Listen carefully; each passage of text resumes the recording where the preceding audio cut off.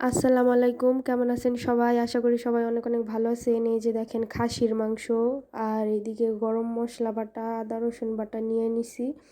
সব কিছু শিলপাটায় বাটা বাটা মশলা খেতে স্বাদ বেশি। আর ওদিকে আলু ভাইজা রাখছে আগে থেকেই। আর এই যে সব মশলা দিয়ে দিল, হলুদ গুঁড়া দিয়ে দিবে। এখন মশলা সব কষাবে খুব সুন্দর করে, তারপরে রান্না বান্না করব।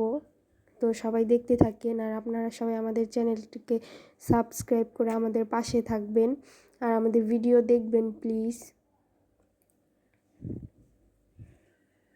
এই যে খাসির মাংসগুলো দিয়ে দিচ্ছে। এইভাবে খাসির মাংস রান্না করলে কোনো গন্ধ আসবে না, আর খেতেও অনেক বেশি মজা লাগবে। যারা খাসির মাংস খেতে পছন্দ করে না তাদের কাছেও অনেক বেশি ভালো লাগবে। এই যে মশলা কষানোর পরে পানি দিয়ে দিছে, আর এই যে খুব সুন্দর মতো মাংস ফুটতেছে। আপনারা প্লিজ প্রত্যেক দিন আমাদের ভিডিও দেখবেন এবং আমাদের পাশে থাকবেন। দেখেন কালারটা কত বেশি সুন্দর আসছে, আর অনেক বেশি সুন্দর লাগতেছে। এই মাংস খেতেও অনেক বেশি মজা লাগবে। তো এই পাশে দেখেন রান্নাবান্না শেষ, সবাই খাবো। আর এই যে বারান্দায়, এটা হচ্ছে বোম্বাই মরিচ গাছ, আর এই যে ফুল গাছ আছে, করলা গাছ আছে। আর ওইদিকে হচ্ছে আমরা মুরগি পালি, মুরগি।